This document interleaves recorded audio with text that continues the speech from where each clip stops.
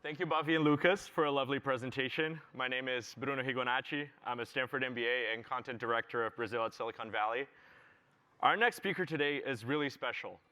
I'm thrilled to welcome to the stage one of the most prominent Brazilians in technology in the world. Cristiano Amon is President, Chief Executive Officer, and Board Director of Qualcomm, the world's leading producer of wireless telecommunication products and semiconductors, essentially the company that led the world to 3G, 4G, and 5G technology with $200 billion in market cap. Cristiano began his career there in 1995 as an engineer, and at Qualcomm, he has steered development of a leading and differentiated product roadmap, spearheaded Qualcomm's 5G strategy, as well as acceleration and global rollout, and drove the expansion and diversification of the business to serve multiple industries, including automotive, computing, VR, AR, networking, and industrial. Amon holds a bachelor's in electrical engineering and an honorary doctorate from Unicamp. He is a member of the President's Export Council, vice chair of the US-China Business Council, and currently serves on the board of directors for Adobe and Father Joe's Villages. Cristiano is also a longtime practitioner of karate. I hear it's helped him stay sane as a Fortune 500 CEO. Cristiano will be in conversation with Bianca Martinelli. Bianca is a partner at Alexia Ventures, an early-stage investor supporting Latin American entrepreneurs, disrupting business models driven by software platforms, artificial intelligence, and blockchain. Bianca spent over a decade at Endeavor, developing entrepreneurial ecosystems in over 40 countries, and was also vice president of international expansion at RD Station. Bianca is also a Kaufman Fellow. Welcome, Cristiano and Bianca.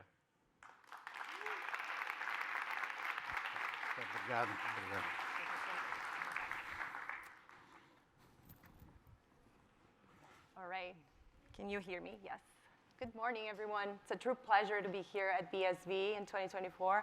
It's a great pleasure to be speaking to you, Cristiano, today. Very happy to be here. Bom dia para todo mundo. Very happy to be here. That's great. I thought before we dig in, I thought of polling the audience for a couple of questions, very simple. And if the answer is yes, please raise your hand. So before today, who has heard of Qualcomm? Pretty much everyone. Oh, it's a good sign. Very good. Now, be honest. Who here knows everything that Qualcomm does? See, Cristiano, I thought of asking this question because, of course, Qualcomm is one of the most well-known tech B2B companies in the world. And most likely everyone here in this audience has your chipsets and your modems on their phone. But truly, the breadth of what you do is so vast that I thought the best way to start this would be to talk a little bit about Qualcomm, which stands for Quality Communications, right? Yes. The history, the strategy, and what makes you different from your competitors. Very good. Well, thank you. I think based on the fact that only Claire from Qualcomm raised a hand about knowing everything that Qualcomm does, I think it's a great opportunity. But before I do, I want to tell a story about this Brazil with Silicon Valley. So this is my first time here. And I understand that this has started, I think, since 2019. And last year was I believe it was in the Santa Clara Convention Center. So here's the story. I was at the Santa Clara Convention Center participating in an event. And I saw the signs of Brazil, Silicon Valley, so as a Brazilian, and I saw there was a coffee break. So I said, I'm going to go there because maybe they have coxinha or they have pão de queijo. But I didn't have a badge or anything. So as I go in, I think somebody said, no, you can come in. I was barred from entry. So I'm actually glad officially I can participate in that this year. So, oh my gosh, that's I cannot believe it. Look, so let me take a few minutes since I've been given the opportunity to talk about Qualcomm. Let me tell a little bit about Qualcomm. Perfect. I think Qualcomm, I will probably say, without sounding pretentious, is probably one of the greatest companies that nobody knows about it. And it's an interesting story because it's a company that has, over the many decades, as we started as a startup, had to reinvent themselves. But the company has always had very interesting mission about doing things that actually will create a dent in society. So I think most people know Qualcomm because of the mobile revolution. I think Qualcomm is what would put us on the map and how we started. And I've been fortunate enough I joined Qualcomm, it's in 1995. I'm part of the Brazilian diaspora of electronic engineering from the 90s, and I joined Qualcomm in 1995, and I've been to every single generation of wireless from analog to 2G to 3G to 4G to 5G, and hopefully 6G in the future. And it was fascinating to see, I think, the Qualcomm story. So I will start at the beginning. What put us on the map is cellular started in the world, and clearly it started with analog, and it was an incredible value proposition. You could have a phone, you can carry the phone with you, but in order to make the ability for every human on the planet to have a cell phone, you needed to create a different technology to make use of the radio waves. We use electromagnetic waves to transport radio signals. I think we're getting to the very end of that means in terms of the amount of bits we can cram into an electromagnetic wave. But at the time, Qualcomm created this technology called CDMA, and it became, I think, the foundation of 3G systems and some 2G systems as well. And the goal was, can we actually create a technology that every human on the planet can have a cell phone? And the 3G transition, it was when we thought, can we bring data to this? And you probably saw the steps of the mobile revolution. 3G enable data to start, and then at that point in time, you'll be able to do, you probably remember your BlackBerry device, you probably remember some of the Windows 3.1, some of you that probably as old as I am, and how people doing texting and email on the phones. Then 4G happens. And so at that time, Qualcomm, we've been doing chips and radio access technology for phones. When 4G happened, and we had this concept that broadband is coming to a phone. So then when broadband comes to a phone, this thing has to become a computing device, needs to become a computer. That's where Qualcomm moved from being a radio communication company to a computing company. And we end up developing a number of different technologies that was not possible at a time. Like you couldn't run a CPU at a 1 gigahertz clock speed on a battery-powered device. Like you couldn't have the ability to put that much computing power on something that has a battery and has to last a whole day. So Qualcomm started developing a lot of technologies that became the foundation of the smartphone. Most people even don't realize that, the first patents on the App Store, actually, Qualcomm holds those patents. So this whole concept of creating the computer. So that's kind of a little bit on the history of the company in mobile. And then I'll summarize it then about everything that we're doing. When we got to the 5G era, which is about right now, we realized that the technologies that got developed for the mobile industry could find its way in many different other industries. And I think that's, so the history of Qualcomm from radio communications to becoming a computing company to now where we are right now, we realized that the mobile technology could transform the PC, could transform the car, could transform the industrial, and could also bring the next form of computing, which is spatial computing. And I think that's kind of what we're doing right now. So with that, I'm going to step back and summarize, like, what do we do? Every 3G, 4G, or 5G phone in the world uses Qualcomm technology. We have the majority of the intellectual property that made those phones work. So we have our licensing business, the world's largest intellectual property licensing business in the world. Every company that builds mobile devices basically pay Qualcomm intellectual property for 3G, 4G, 5G. That's the oldest business of the Qualcomm. The largest business of Qualcomm is semiconductors. Most people don't know Qualcomm. They probably heard about our product brand. It's called Snapdragon. We power the majority of phones. If you have an iPhone, you have a Snapdragon modem in your iPhone that connects to the airwaves. And if you have an Android phone, if you have a Samsung Galaxy, probably is the whole processor of the phone. That's the Qualcomm Snapdragon. Mm-hmm. The second thing that we did is we're now entering the PC space for next generation PC. So we created something called the Snapdragon X Elite, which is the fastest SoC in the world right now for any battery powered laptop. It's going to launch with a new version of Windows, which is the Windows AI in the second half. So if you have not bought a laptop for the second half of the year, I think put X Elite on your shopping list. So we're going to enter the PC space. The interesting thing is cars. We have now cars are becoming a computer. So if you look, whether it's electrification or not, the car is now a digital computing space. It's interesting, I like to talk about computing spaces. So a phone is a computing space.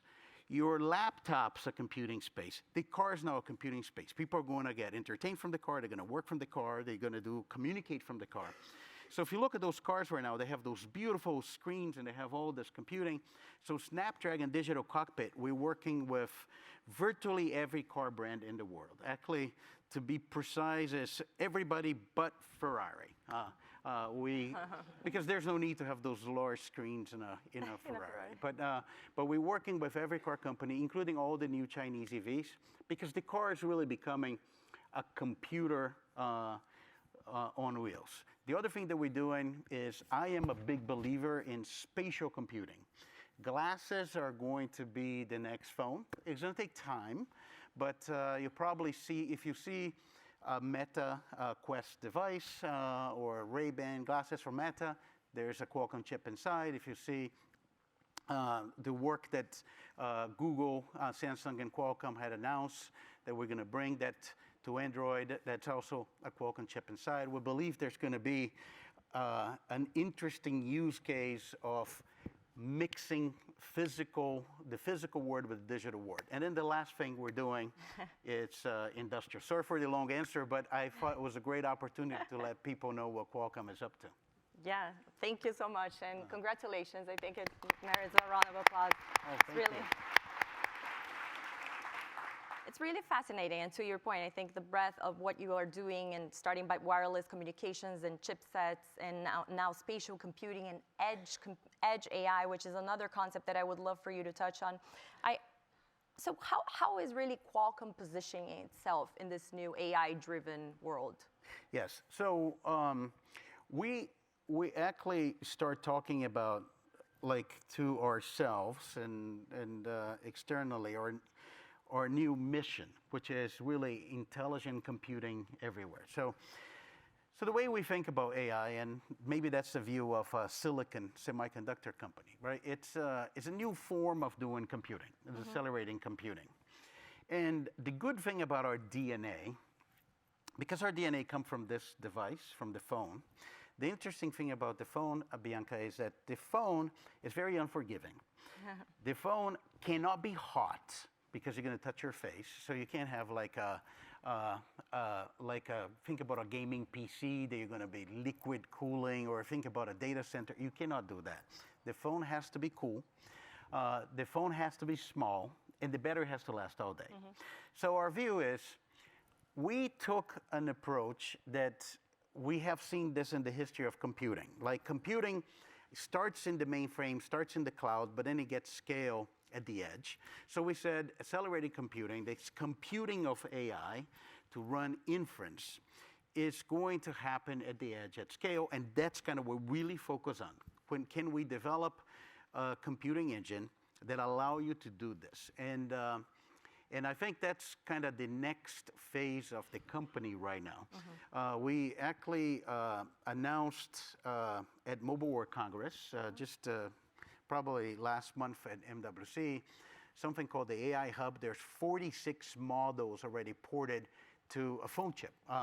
And you can basically run model with multi-billion parameters on the device. So our view is, there's going to be this great opportunity that you're going to run models at the edge, run on your phone, run on your PC, run on your car. And the way this is going to develop, it's going to be very different than how it developed on the cloud. Okay. So I like to provide this concept because it's kind of not intuitive, right? So you think about a lot of the AI that's happening on the cloud right now, and you go in and if it's a large language model, you can go ask a question to ChatGPT or to Llama. You ask a question, you get a response or an image. But if you have a model that's running on the device, the job of the model is a little different. The job of the model is to run 100% of the time and predict your every movement. So the model is running and is predicting what you as a human. We built this in the smartphone era, and you have this OS, you have apps, and you have the human. And the human go in and operate one app, and then they move data from one app to another app. Think about this world now that this AI is running on the device, and the AI is predicting you. So for example, I'm WhatsApping you. I'm sure everybody that has relatives in Brazil or from Brazil uses WhatsApp. I believe if the WhatsApp stops, there's a GDP correlation, right? So like say you're texting with somebody on WhatsApp. Every text that you type could be a prompt to a language model. And then, but if the engine is running, the model is running, it says, is there something for me? Is there something for me? Yes, you want to call it, I think you need to call an Uber. I need to send a photo to somebody. Or I need to prompt you for things to do. Think about, for example, in the car. I like the example on the car. We run a demonstration, I think a CES, with a German automaker, which is our customer. We train a model running on the dashboard with the entire service database of a particular model. The entire service. Think about the car maker knows from every dealership the entire service database of every problem that ever happened on the car. Something happens in the car, a light goes in. You don't have to go into the glove compartment, look at the manual, which is actually very limited information. You just ask the car what happened. The car will tell exactly what happened and what to do from that point on. Or even how you think about when you're behind the wheel, if you want to plan your way. It's not atypical for the car to be able, with a context conversation, to ask, you're heading to work. I notice in your calendar you need to do this, you need to do that. I planned the trip for you. You want to call somebody and all those different things. So I think that's kind of where we're up to. We are trying to go to this next phase of computing that is about AI running on every device at the edge. Fascinating. Thank you. So sticking to the main theme of this conference, right, which is really AI is everywhere, and I'm sure everyone is familiar with the concept, but the term AI was really coined in the 50s, right, with the Turing test, and since then, actually, we have been willing to experiment to see whether computers can reach or surpass human capacity. This audience here is filled with entrepreneurs who I'm sure Qualcomm also works with. I'm curious to hear your take on what should companies do, tech or not, to compete in this AI-driven era that we're in. Look, that's always a very difficult question to answer, but I will argue that the best thing to do right now is to embrace the technology. It's interesting. I think I often use this term internally for many things. It's almost like resistance is futile, right? Which is because what's going to happen is the speed of development and how impactful it's going to be. We don't know. I often tell people some of the use cases you see right now, they're just at the very early stages. We don't know what developers will be able to do, but I think that the technology is very transformative. I always love, Bianca, to do parallels with mobile, just because I bring to the history of this, and I like having this conversation about use cases, going a little bit to the transition that happened between feature phones and smartphones. When some of you that remember when you had a Nokia phone and you had a BlackBerry phone, and all of a sudden this smartphone thing arrived, and at that time the manufacturer of the phone were responsible to provide the use case to you. Like your Nokia phone, your BlackBerry, they give you the use case. But the smartphone arrived, and then you saw companies like the incumbent saying, we can do that too. But the reality is the use case was those hundreds of thousands of apps Those are the use cases.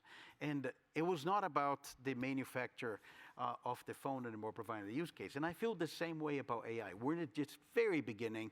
We don't know what the use cases are, but we have to embrace it. And I think my advice for companies is, that's what we're trying to do. We're embracing internally. We have been changing how we develop things, how we do things, using AI internally. We're embracing externally, building in every product. And I think it's going to be a race. The winners and losers are not yet decided. And I think companies that be able to find a way to leverage this technology are going to be the ones that are going to be successful. Yeah, and thinking of Qualcomm, right? Because you have reinvented yourselves many, many times, and of course now focusing so much on computing and connecting in an intelligent way devices in different fields. Moving forward, how would you describe Qualcomm's strategy? What kind of company will you be? What's the main point? Is it telco? Is it software? Is it something else? Yes.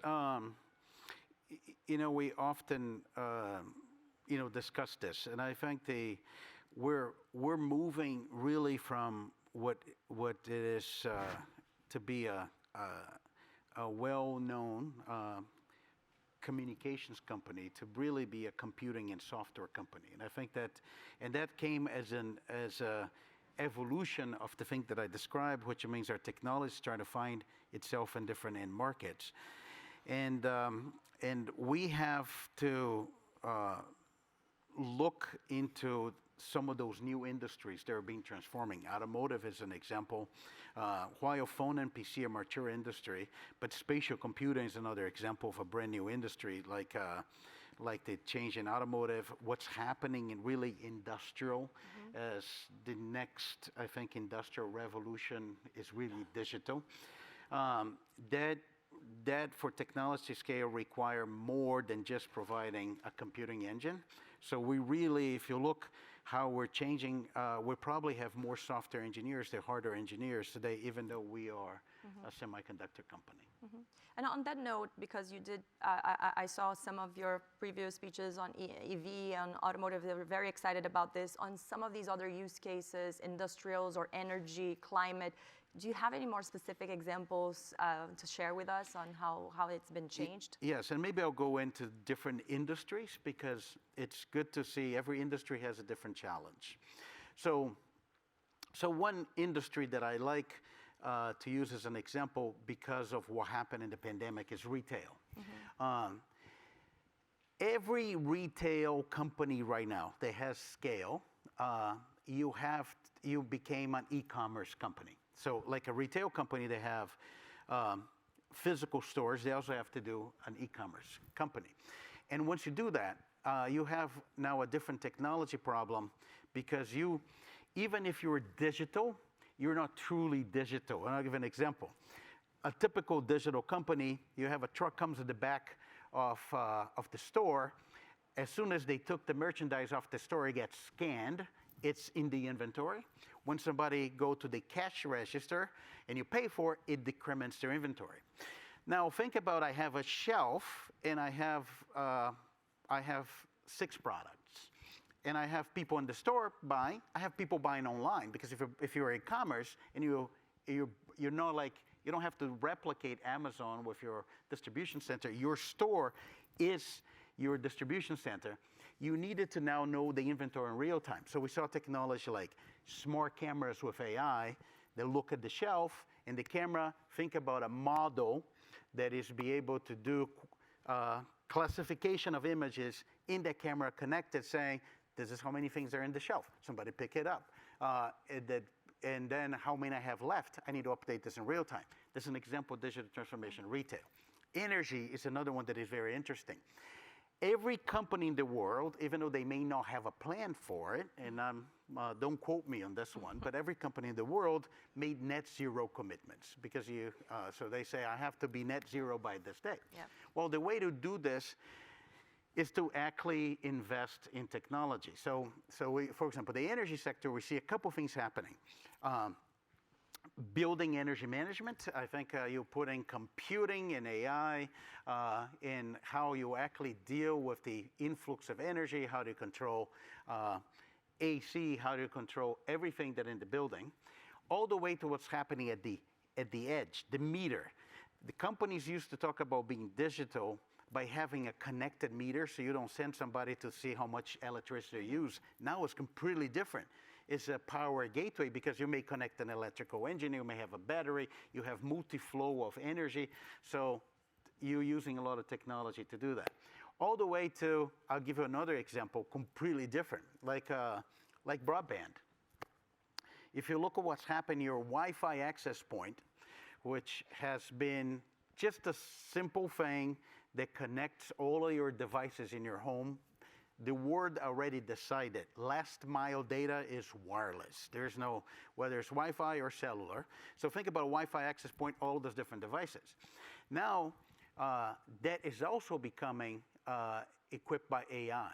You can now use AI to look at the traffic patterns and say, this is a WhatsApp call, this is an Xbox game, this is a Teams call for work, this is a Zoom call. And then you actually started to manage this thing as a center with your own quality of service, of everything. It becomes a hub for IoT. So we see this broad role of technology at the edge transform every industry. I can give an example of manufacturing, another one. Smart camera on a conveyor belt. You look at the things that come out of the conveyor belt, you compare against an image, and you do assessment using AI for whether it's according to the template or not. The list is countless. So I think we are probably believe that one of the biggest applications is actually this industrial thing, but we're just the beginning of that change. Wonderful. Curious to understand, Cristiano, how are you thinking broadly about innovation? To what extent is it developed internally? To what extent do you have an M&A, an open innovation strategy? I know through Qualcomm Ventures you invest also in so many new startups around the world. What's your strategy there? All of the above, right? So there are certain things that when we have core competences that we had developed internally, especially we see that with some specific technologies within silicon, we do our own image signal processor for computer vision, we do our own GPU.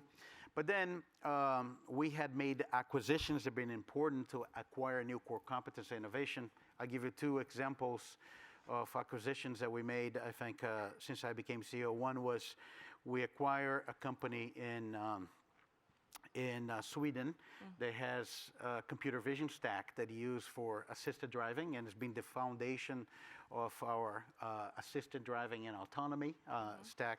We acquired a company called Nuvia that develop CPUs, has been the foundation of our CPU. So M&A has been an active part of that besides organically.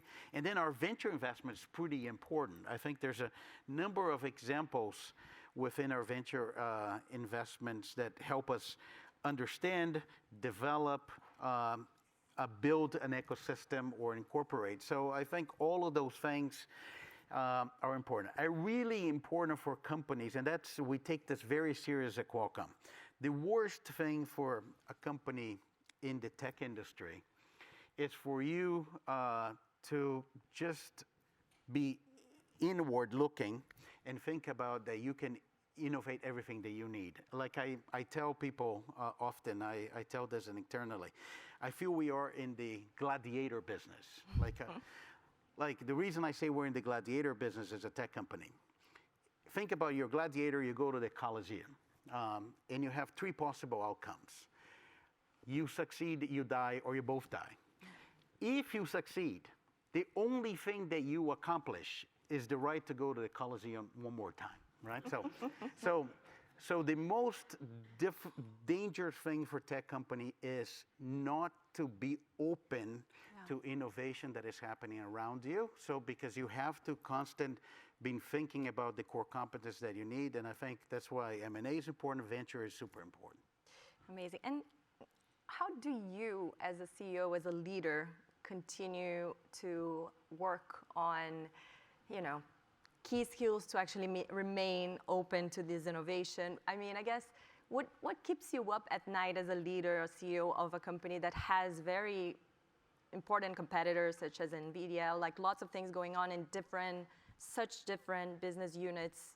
How are you working on this? Okay, so two answers. One hard, one even harder, I think. I think the first answer is one of the most difficult things when companies become big, and we're not too big, but we have about 50,000 employees, right? So it was very different than the Qualcomm that I joined that has about 2,000, 3,000 employees. So when you have a company that is very big, how do you get all the benefits of scale without losing agility? And you have a company with a well-defined structure, have a lot of people with strong opinions. How do you manage that is a big challenge. I think I find myself spending a lot of time sometimes, especially when we try to do something new, to get the entire company to move. You can argue there are different ways to approach it. You can, there's the classic, I think, Amazon, 2 pizza teams kind of thing. But there's also, when you can move a large company, you get the benefit of the scale, and then you do things, very, very fast, and you achieve the scale faster. So how do you balance that? That's one thing. The other thing that keep me up at night, but we can't discuss it here because I don't think we have solutions for it, is the geopolitics. It's complicated right now for tech companies to navigate into this, but we're doing the best we can. Focus on what we can control. Let me put it that way. Got it. All right. So just encouraging the audience to post questions. We're reaching about 15 minutes towards the end, but since you mentioned some of your personal challenges, I'd love to move back to your journey, Cristiano. I mean, from Brazil to becoming one of the most influential tech leaders in the world, really. I think you're an inspiration for many new generations of young leaders who are here today. So can you share a little bit more on formative moments of your personal or professional life that led you to where you are today? Yeah, actually, I like saying this because I truly believe it. And hopefully it will resonate with some of you. One of the things that really helped me in my career is actually the fact that I am been born and raised in Brazil. And I've been, I went to school in Brazil because Brazil is not for beginners, right? So what happened is you learn how to deal with adversity. You learn how to have, I don't know how to say in English, jogo de cintura, right? Because you have to improvise. If you have an obstacle, you just go around it. So that element, I think, of the Brazilian culture actually been very helpful for me, especially as I look at my professional career. I think the other thing, it's something I repeat that I always say that in every time I get the question because I truly believe it. You have to surround yourself with people that are better than you are, right? And I think that's, at the end of the day, I believe success of leadership is really you have to find people that can do something that you can't do it yourself. They know they're going to be better, match people to the skills. And I think that has been what probably helped me in my career. At the end of the day, the transition from an individual contributor, from being an engineer to be able to lead the company, I think you have to really build a team that can succeed and can do things better than you'll be able to do it yourself. And I just take that as religion. Have you had mentors in your life? Do you still have? I have a number of people that I learned a lot from it. I think in people that I work with, people that I had an opportunity to know.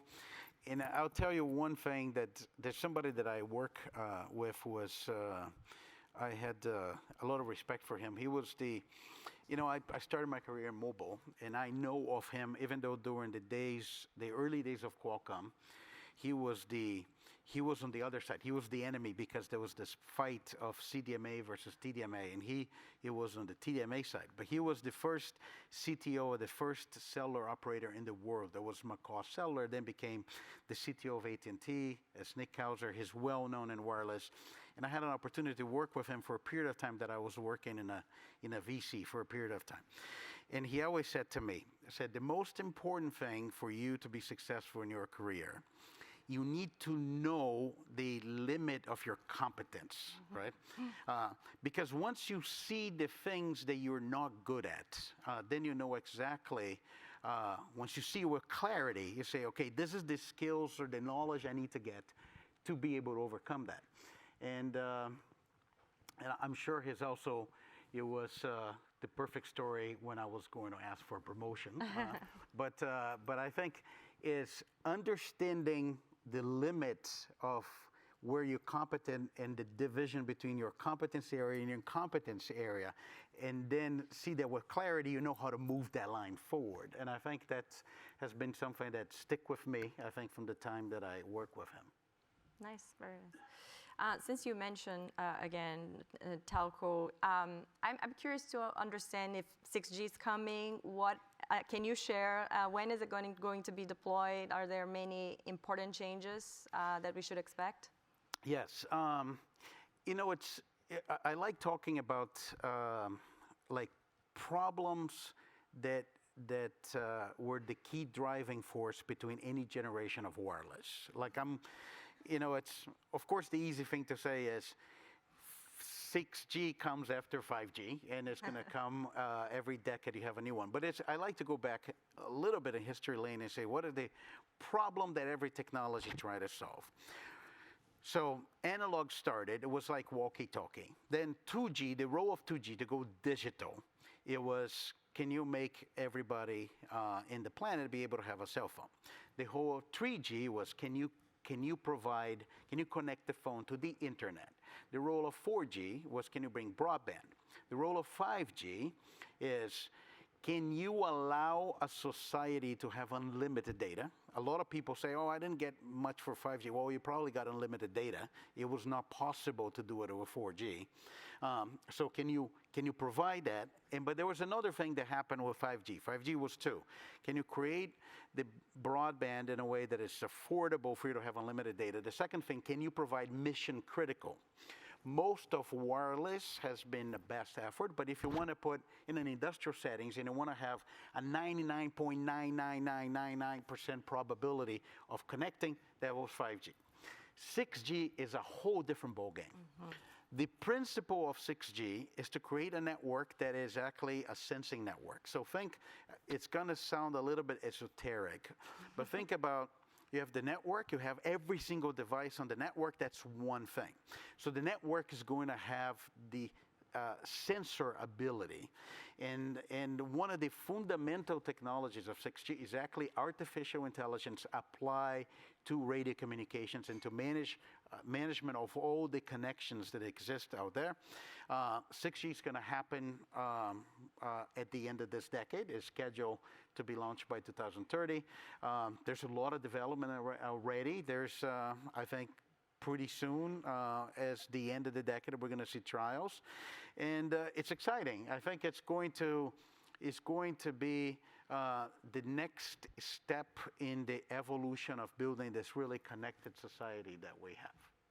And speaking of future, and not only about Qualcomm, but how, I know it's very hard to predict what the next 10 years will look like, but when we talk about artificial general intelligence or simulations and the role that they're going to play in everyone's jobs and lives, or how our jobs are going to be affected, what is your prediction here, Chris?